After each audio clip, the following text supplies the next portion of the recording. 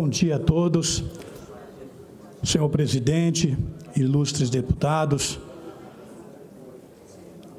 Eu venho a essa tribuna nessa manhã para falar de algo que nós estamos vivendo nos últimos dias,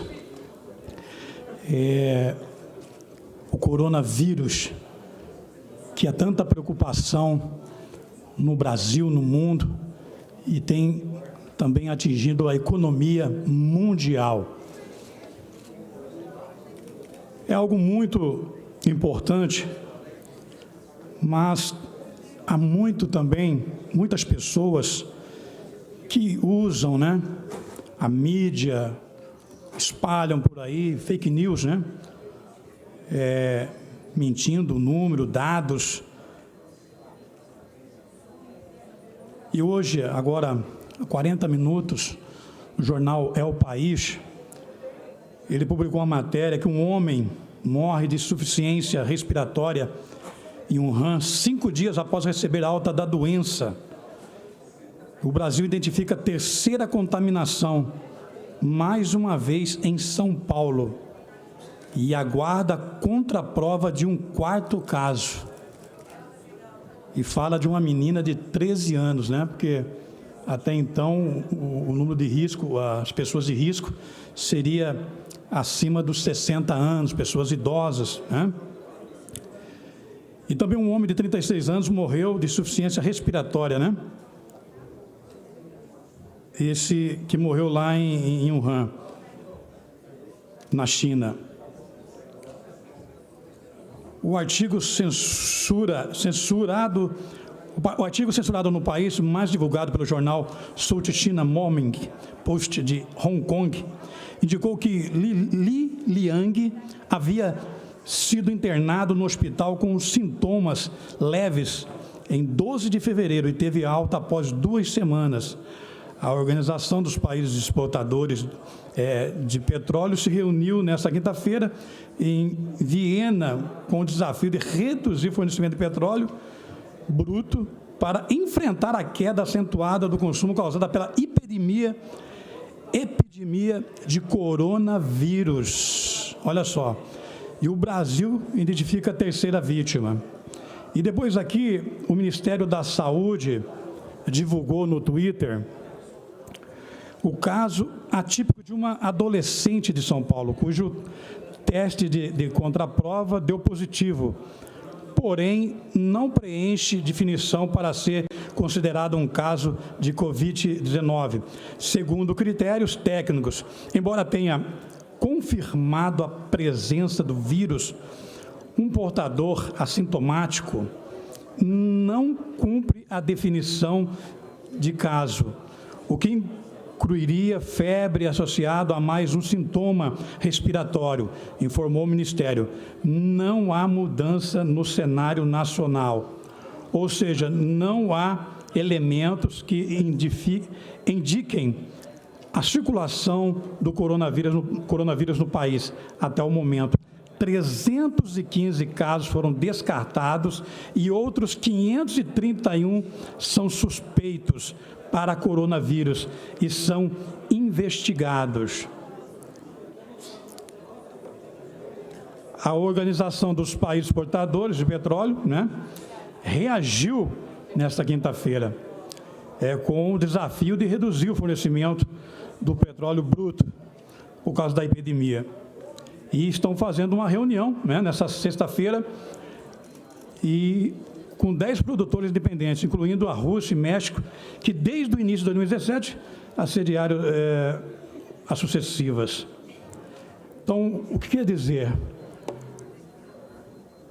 Há um desespero de muitas pessoas por causa desse vírus, que no nosso país não matou ninguém ainda. É claro que a gente tem que ficar atentos a isso, mas eu quero também aqui alertar um caso que as pessoas estão dando tanta atenção para o coronavírus e estão esquecendo outras doenças, como a dengue, que tem matado tantas pessoas, E não há uma preocupação, não há uma campanha de prevenção contra a dengue.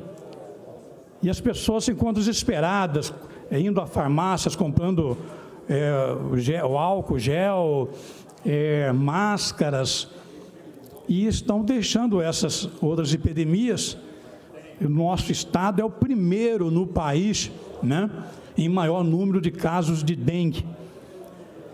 Nós temos que tomar cuidado, seguir, né, a orientação do Ministério da Saúde de lavar as mãos sempre, usar o álcool em gel, evitar lugares muito abafados, muita gente, né? Nós temos que tomar o nosso cuidado, mas nós não podemos também entrar em desespero e começar a postar nas redes sociais fake news, mentiras, dizendo que algumas cidades há um grande número de infectados com esse vírus. E eu vi uma matéria hoje pela manhã, ouvi, aliás, numa rádio, falando de uma cidade, no estado aí, as pessoas postando fake news, mentindo sobre o número de casos suspeitos nessa cidade, que não é verdade. Então, nós temos, a mídia é muito importante, o jornal, a televisão é muito importante, mas para ajudar, né, colocar matérias verídicas através do Ministério da Saúde. Nós temos ouvido, acompanhado aí o nosso ministro da Saúde, que é do nosso estado, o Mandetta, que vem fazendo um excelente trabalho à frente do Ministério da Saúde, né? E ele já deu várias entrevistas falando sobre isso, falando os cuidados que nós devemos tomar e não entrar em pânico, seguir as regras que nós recebemos essas orientações, né? Há umas 2 semanas eu estive com o ministro Mandetta, no qual trouxe alguns recursos aqui para o nosso estado, né? E ele garantiu que a população brasileira terá todas as informações necessárias para que cada um tome as precauções, né? Que são cuidados com a higiene, né? Como eu falei, etiqueta respiratória, como lavar as mãos, como já falado aqui, dito aqui, e o rosto com água e sabão. Esse é um hábito importante e higiênico para evitar não só doenças respiratórias, como também outras doenças de circuito oral. Cedo a parte ao ilustre deputado Cabo Almir. Deputado Antônio Vaz, gostaria de cumprimentar Vossa Excelência, os colegas deputados nessa casa, por presença que nos assiste da TV Rádio Assembleia. Sobre esse assunto, deputado Antônio Vaz, do vírus, né? Coronavírus, que chega ao Brasil e que já tem 3 casos confirmados, né? Primeiro um no estado de São Paulo, agora já chegam a 3. Estive assistindo agora pela manhã o noticiário, já chegam a 3. Eu acho que a nossa maior preocupação continua sendo ainda com a dengue, enfim, com outros problemas que nós temos aqui no país. Mas não podemos descuidar, não podemos permitir que esse vírus que já chega a 3 possa se alastrar também. Nós temos mais um problema de saúde pública aqui no nosso país. Acho que as condições continentais do Brasil é diferente de outros países que enfrentam hoje surto, né? Epidemia, é diferente, mas a precaução, eu acho que você agir, né, na prevenção é a melhor saída, é o melhor remédio. E está certo o Luiz Henrique Mandetta, o ministro da Saúde, de ter essa preocupação para que nós não possamos permitir que vire uma epidemia, igual em outros países que nós estamos ouvindo noticiário, já com milhares, centenas de vítimas desse vírus. Então, cumprimento Vossa Excelência, que é da Comissão de Saúde dessa casa, que vem fazendo uma atuação magnífica e que seja a preocupação de todo o povo brasileiro. Acho que isso aí tem que ter uma cruzada, tem que ter o envolvimento da sociedade, onde cada um faz a sua parte e o resultado é o vírus não se alastrar. Obrigado pela oportunidade da parte. Inclui minhas palavras ao seu discurso e isso é verdade, é isso mesmo. Quer dizer, tem que haver a preocupação, os cuidados, mas temos que tomar muito cuidado com o desespero, né? As pessoas que entram em pânico e aí acaba piorando a situação, não resolvendo, mas piorando a situação. E nós temos visto aqui alguns exemplos de alguns países, como o governo do Japão, que anunciou nessa quinta-feira que colocará em uma quarentena obrigatória todos os viajantes da China e Coreia do Sul antes de autorizar sua entrada no país. Quer dizer, o Brasil tem que seguir esses exemplos, porque todo mundo entra no nosso país, né? Ninguém fala nada. Esses números de São Paulo, essas 3 pessoas de São Paulo que se contaminaram lá na Itália, né? As 3 pessoas que vieram de viagem da Itália para São Paulo, que estão contaminadas. São 3 casos, né, confirmados, mas temos que tomar cuidado para que isso não venha expandir nosso país e aí virar um caos. Já está atingindo a economia do mundo todo, né? A Bolsa de Valores caiu, quer dizer, tem afetado também aí grandes empresas, empresários, e isso nos Estados Unidos, vários países estão sofrendo com esse problema desse vírus, que é o corona. Então, eu deixo aqui minhas palavras como presidente permanente da Comissão de Saúde e coordenador da Frente Parlamentar em Defesa da Saúde, as minhas palavras de alerta, de tomarmos as precauções devidas, trabalharmos juntos, ajudar, né, a Secretaria de Saúde do Estado, dos nossos municípios também, orientando a nossa família, orientando as comunidades no qual, as entidades que nós fazemos parte ali, orientando como proceder, né?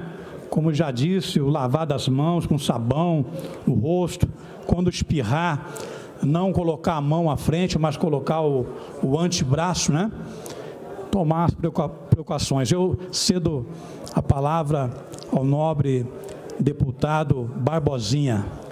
Eu agradeço, meu prezado deputado Antônio Vaz, pela concessão do aparte. Parabenizo Vossa Excelência por trazer a essa tribuna esse assunto tão importante, que é do coronavírus, que se conecta, não é, com outros vírus, outras endemias, epidemias, pandemias, né, como o Zika, chikungunya, o sarampo, né, que já estava erradicado, volta novamente, e isso tem que se revelar na preocupação.